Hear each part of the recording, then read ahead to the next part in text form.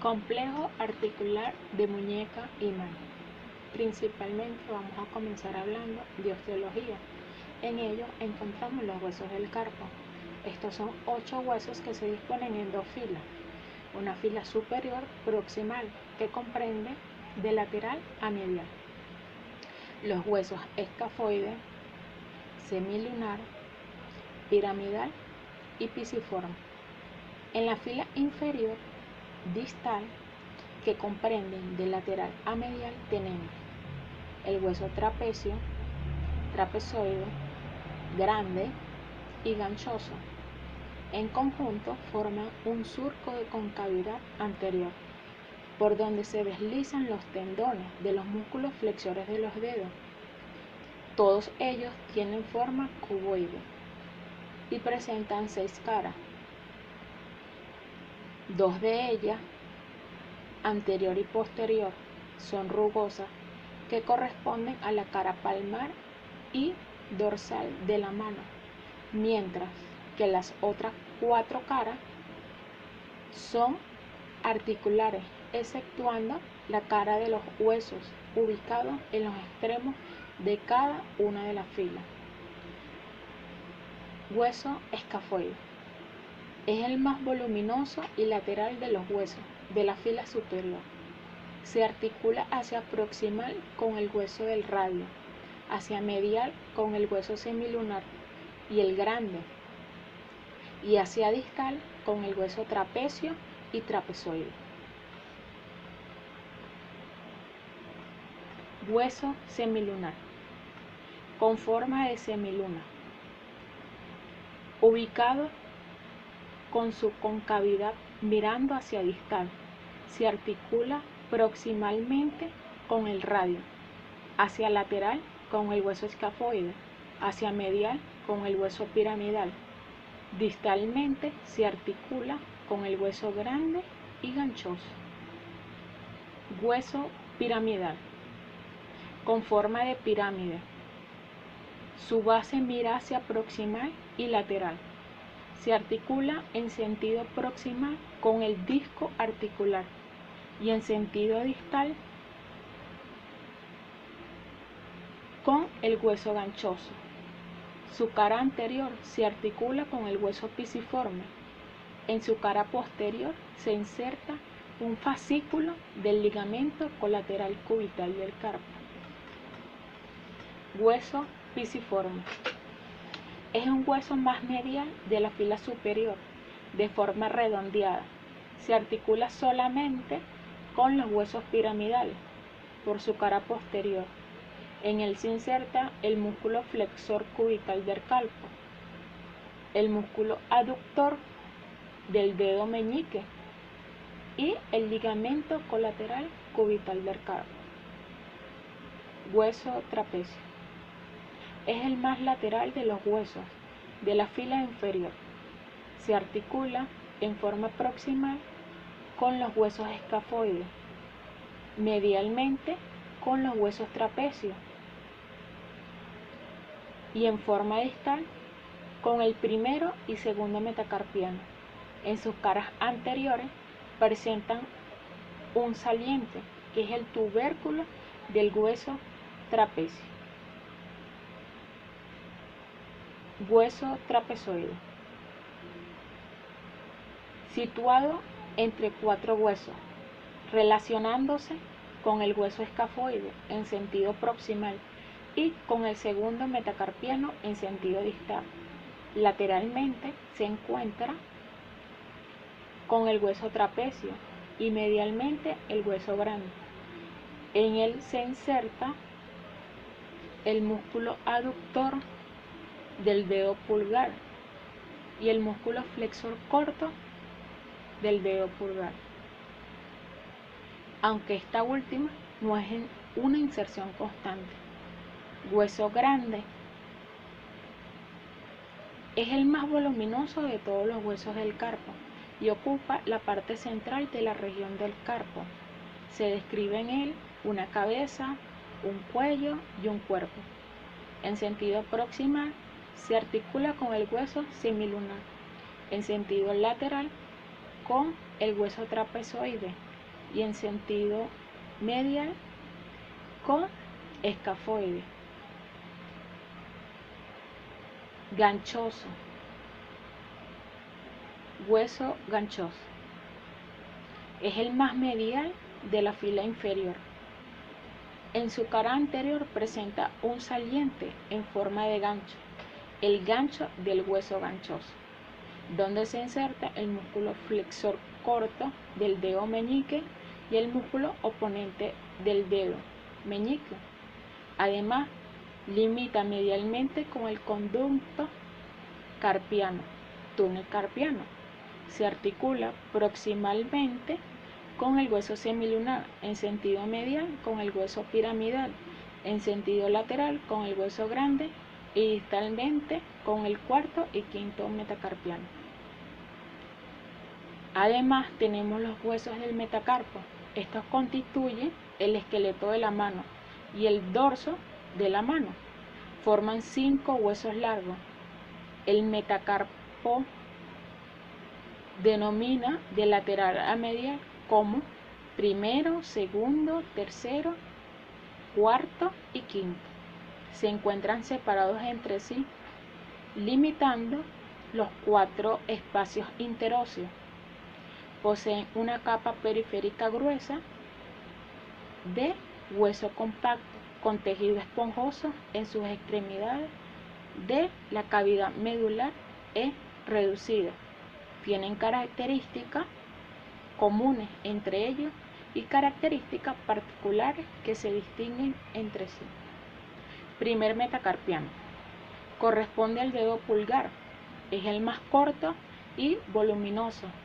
Como no se articula con ningún otro metacarpiano, se diferencia de esto por no poseer carilla articular lateral. Se inserta en él el músculo abductor del dedo pulgar, el músculo extensor corto del dedo pulgar, el músculo oponente del dedo pulgar y el músculo primer interóseo dorsal. Segundo metacarpiano. Corresponde al dedo pulgar, es el más corto y voluminoso. Como no se articula con ningún otro metacarpiano, se diferencia de esto por no poseer carillas articulares laterales. Se inserta en él músculos abductores del dedo pulgar, el músculo extensor corto del dedo pulgar y el músculo oponente del dedo pulgar y el músculo primer interóseo dorsal. Segundo metacarpiano. Es el más largo de los metacarpianos. Solo tiene la carilla articular medial para el tercer metacarpiano. Los músculos extensores radial largo del carpo, flexor radial del carpo, abductor del dedo pulgar y primer interóseo dorsal y palmar se inserta en este metacarpiano. Tercer metacarpiano. Posee las 2 carillas articulares en su base, pero se destaca en su forma dorsal una apófisis.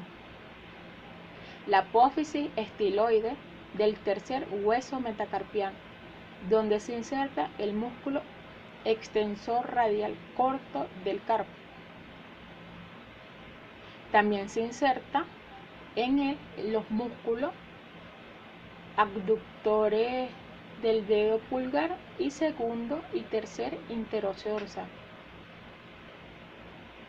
Cuarto metacarpiano.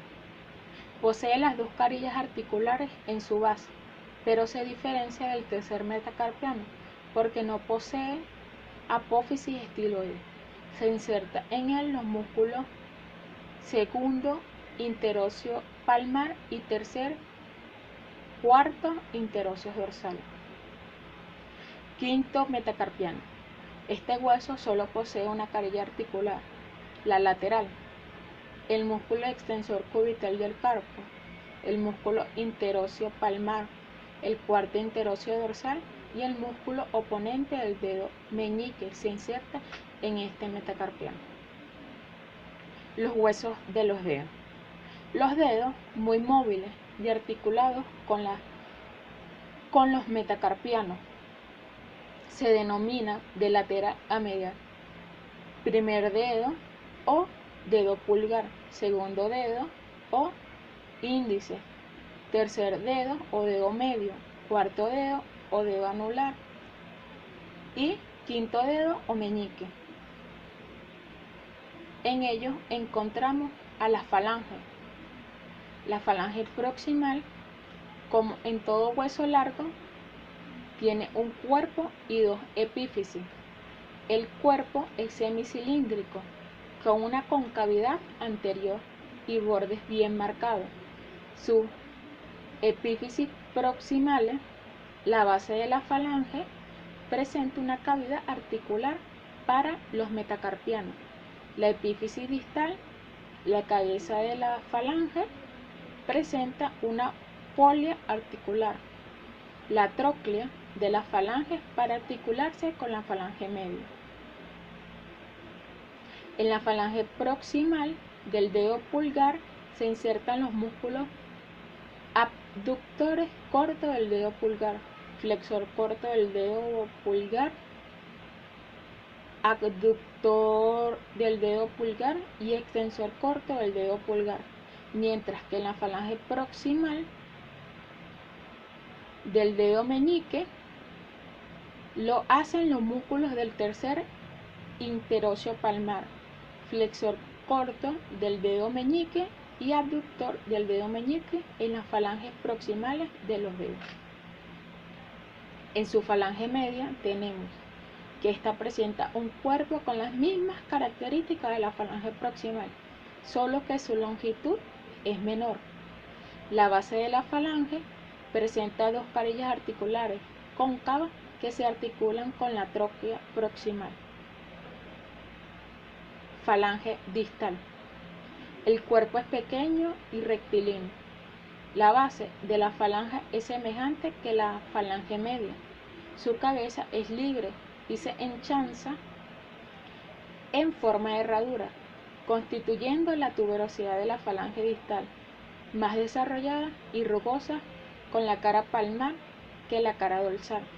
En la falange distal del dedo pulgar se insertan los músculos extensor largo del dedo pulgar y flexor largo del dedo pulgar. El resto se insertan los músculos flexores profundos de los dedos, extensores de los dedos, lumbricales e interóseos dorsales y palmares.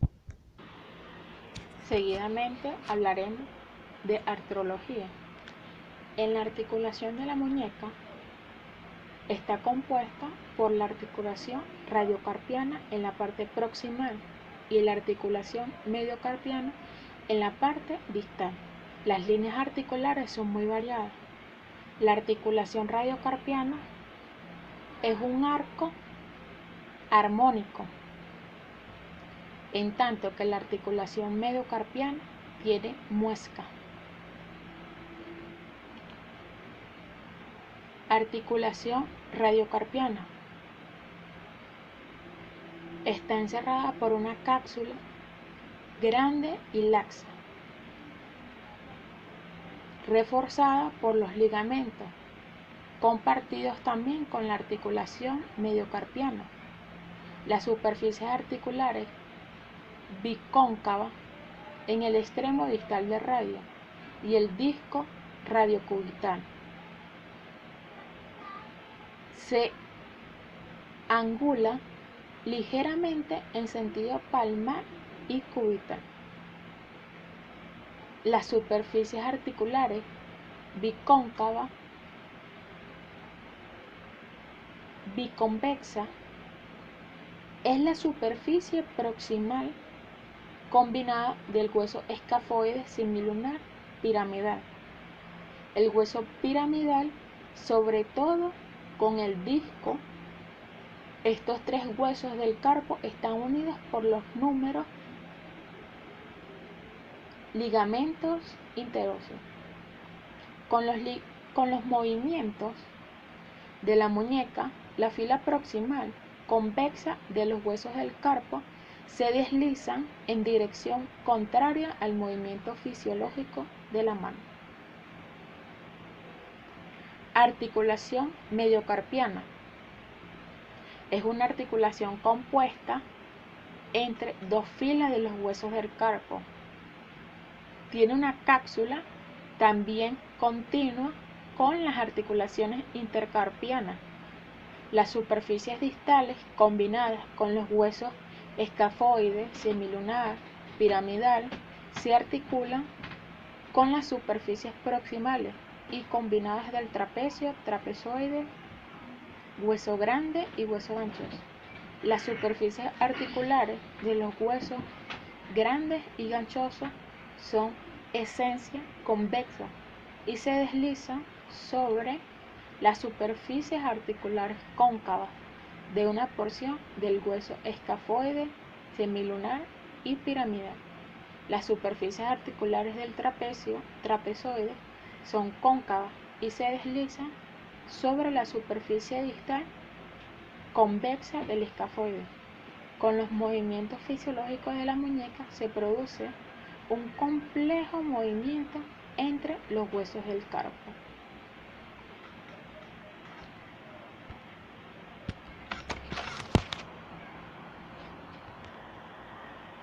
En cuanto a articulaciones de la mano, tenemos articulaciones carpo-metacarpianas, de los dedos segundo al quinto.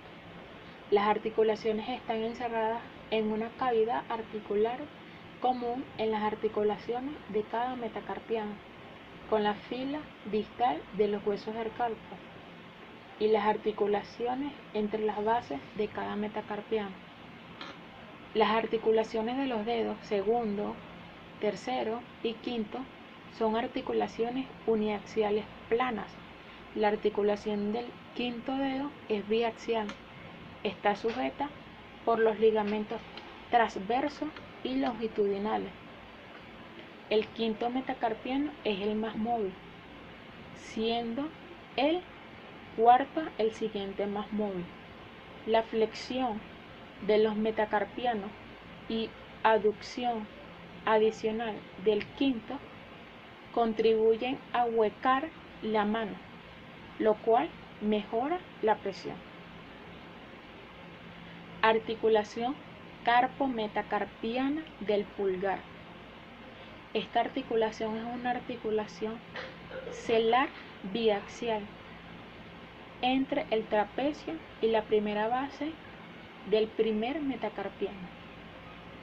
Cuenta con una cápsula laxa en una amplitud del movimiento amplia, lo cual permite al pulgar alejarse de la mano por oposición en las actividades de presión. En el caso de la flexión, extensión del pulgar, se produce en el plano frontal. La superficie del trapecio es convexa y la base del quinto metacarpiano es cóncava. Por tanto, sus superficies se deslizan en la misma dirección que el hueso que se angula. En el caso de la abducción y aducción, se produce en el plano sagital. La superficie del trapecio es cóncava y el quinto metacarpiano es convexo. Por tanto, sus superficies se deslizan en la dirección contraria al hueso que se angula. Articulación metacarpofalángica. Estas son articulaciones condilartrosis biaxiales con el extremo distal de cada metacarpiano convexo y la falange proximal cóncava, sostenidas por un ligamento palmar y dos colaterales. Los ligamentos colaterales se tensan en la flexión completa y previene la abducción y aducción en esta posición. La articulación metacarpofalángica del dedo pulgar difiere porque está reforzada por dos huesos sesamoideos y tienen una mínima abducción y aducción incluso en la extensión. Articulación interfalángica. Hay una articulación interfalángica proximal y otra distal por cada dedo, segundo, tercero, cuarto y quinto. El pulgar solo tiene una articulación interfalángica. Son todas troquiartrosis uniaxiales. Las superficies articulares del extremo distal de cada falange es convexa. Las superficies articulares del extremo proximal de cada falange es cóncava. Cada cápsula se refuerza con los ligamentos colaterales en sentido radial a cubital. Se produce un aumento de la amplitud de flexión-extensión de las articulaciones. Esto permite mayor oposición de los dedos cubitales y el pulgar. También permite una presión más fuerte sobre el lado cubital. En cuanto a nervios, tenemos nervio mediano, nervio cubital y nervio radial. El nervio mediano, al entrar en la mano, este nervio discurre por el canal carpiano en la muñeca, con los tendones de los flexores. El canal carpiano está cubierto por el ligamento transverso del carpo, grueso y relativamente inelástico. Su comprensión en el canal causa alteración sensorial.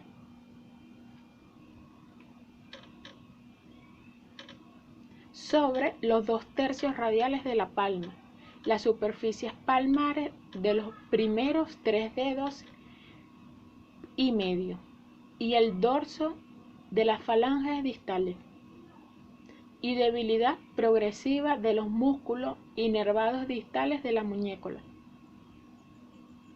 lo cual provoca deformidad en la mano.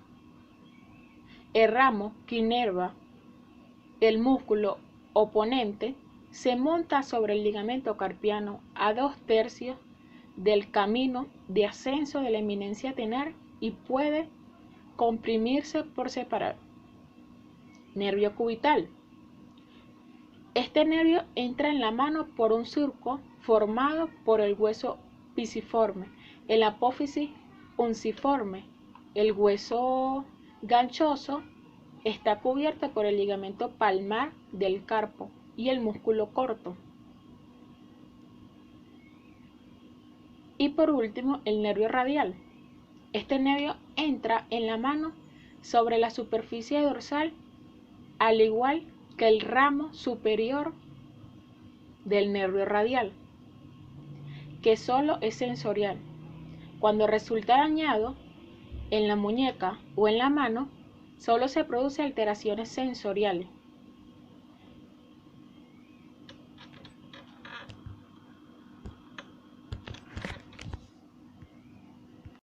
En cuanto a arterias de la mano, la anastomosis entre la arteria radial y la arteria cubital forman 2 arcos palmares, uno superficial y otro profundo.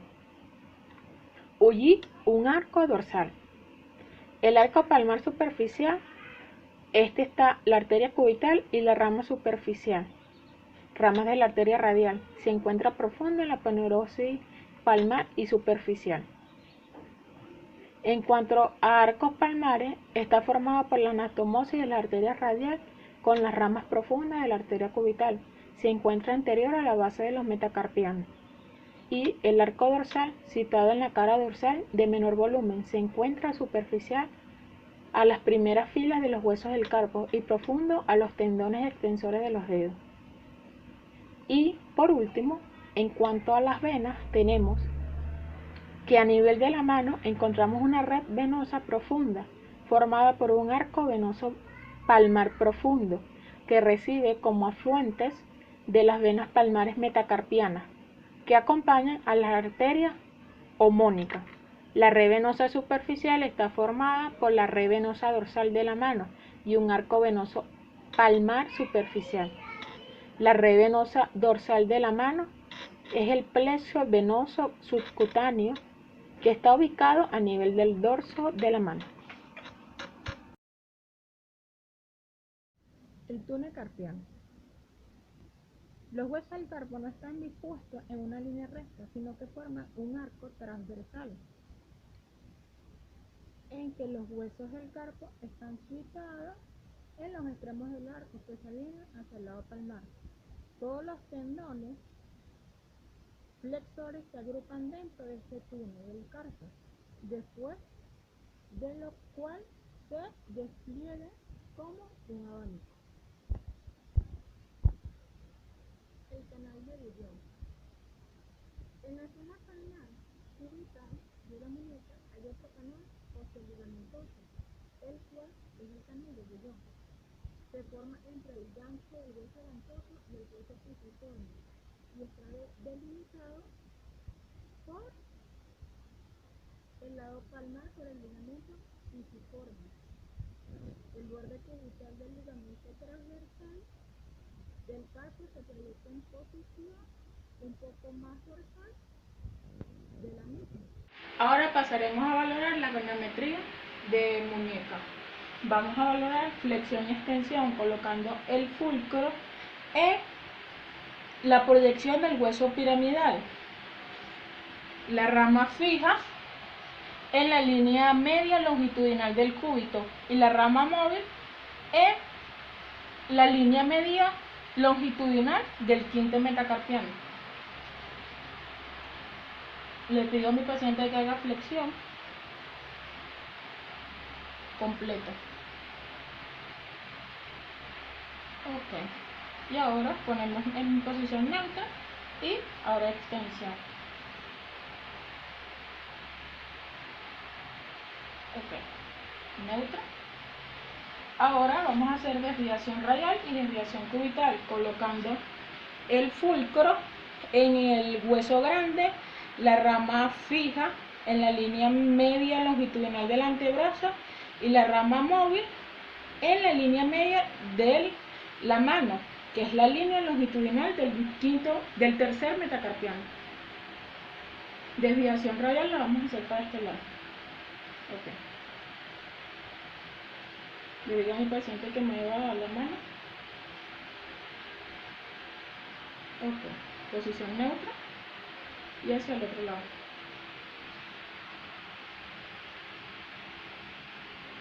Ok. En cuanto a técnicas de movilización para tracción radiocarpiana, voy a poner 10 grados de loop up y ligeras desviación cubital con una mano fijo, ya que es una ley convexa y la tracción va a ser en 90 grados en dirección a el plano de la superficie.